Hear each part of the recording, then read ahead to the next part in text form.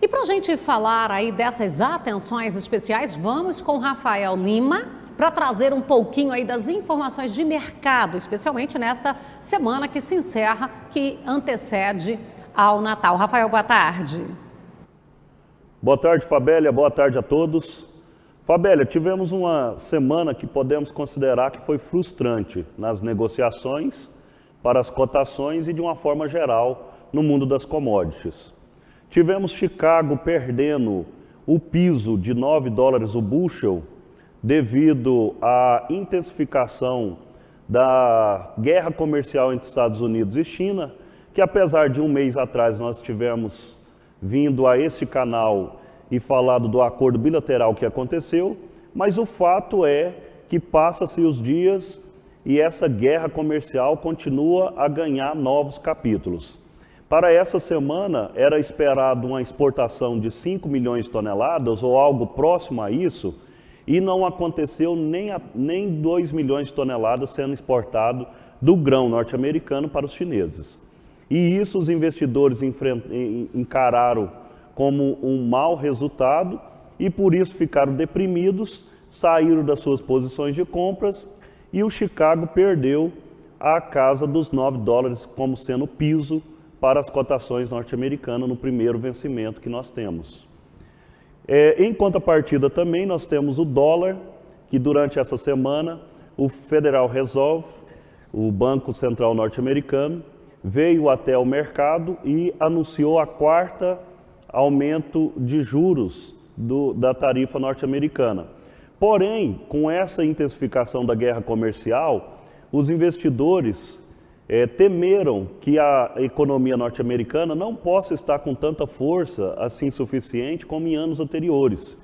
E por isso, apesar desse fator ser um fator de alta para o dólar, onde os países emergentes deveriam se sofrer com saída de fuga de capitais dos países emergentes indo para a moeda norte-americana, isso acabou não acontecendo por causa dessa frustração, guerra comercial Estados Unidos e China.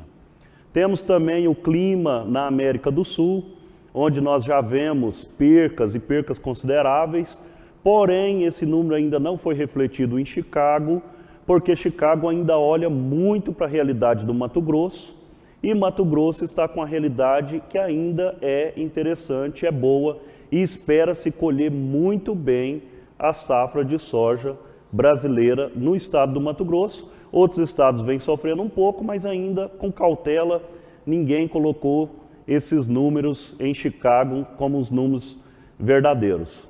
Tanto é que nós tivemos um aumento para esse ano de 2 milhões de hectares a serem implantados em todo o Brasil. Esses 2 milhões a mais permitia ao Brasil colher algo em torno de 130 milhões de toneladas. Com essas secas acontecendo no norte, oeste do Paraná, Mato Grosso do Sul e agora no centro-oeste também, no Goiás, nós já estamos sofrendo um pouco. E isso proporciona que saia esse número de 130 milhões de toneladas, passando para 122, o que ainda é uma boa safra relativamente. Precisamos ver se esse clima seco vai persistir e fazer com que essas percas ainda aconteça ainda mais, capaz suficiente de reduzir esse número da perspectiva de colheita brasileira. Aí sim, Chicago deve olhar para essa situação e precificar, né, nesse sentido. Então, com isso, as oportunidades foram pequenas durante essa semana. Aconteceram alguns negócios pontuais para a soja disponível e soja 2019 no porto, somente no porto.